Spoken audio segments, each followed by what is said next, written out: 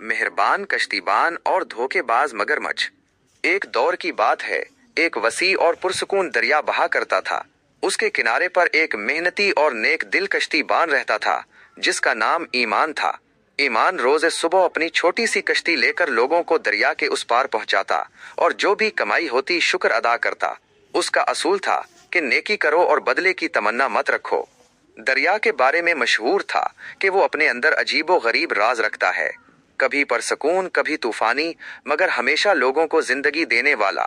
ईमान हर रोज दरिया से बातें किया करता और दरिया की लहरें भी जैसे उससे दोस्ती निभा रही होती थीं।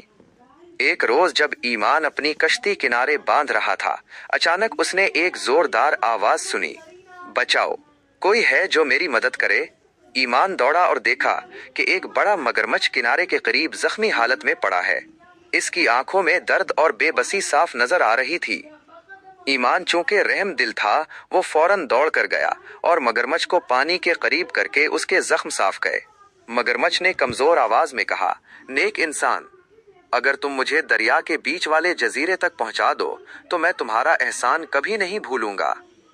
ईमान ने जरा सा सोचा, मगर उसकी नेकी उसे रुकावट न बनने देती। मैं किसी की मदद से पीछे नहीं हटता, आओ मैं तुम्हें पहुंचा देता हूँ। वो मगरमच्छ को अपनी कश्ती में रखकर आहिस्ता आहिस्ता दरिया में बढ़ने लगा। दरिया की लहरें हमेशा की तरह नरम थीं, मगर कुछ लम्हों बाद दरिया ने जैसे ईमान को खबरदार किया हो। लहरें हल्की सी तेज हुईं और आवाज गूंजी, ईमान, मोहतात रहो, सब दिखाई देने वाले दर्द सच्चे नहीं होते। ईमान ने हैरत से पानी को देखा लेकिन कश्ती चलाता रहा। जब वो दरिया के बीच पहुंचे तो अचानक मगरमच्छ के जख्म जैसे गायब हो गए। वो उठकर गुर्राया, अब तुम मेरे खाने के काम आओगे, मैंने तुम्हें धोखे से यहाँ तक लाया है। ईमान चौंक कर पीछे हटा, लेकिन वो घबराया नहीं।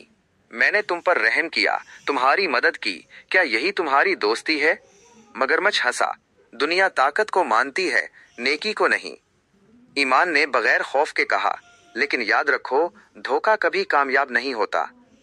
इतने में दरिया की लहरों ने जोर पकड़ा, कश्ती हिलने लगी। तेज पानी ने मगरमच्छ को घेर लिया और एक जबरदस्त लहर उसे उलटकर पानी में बहा ले गई।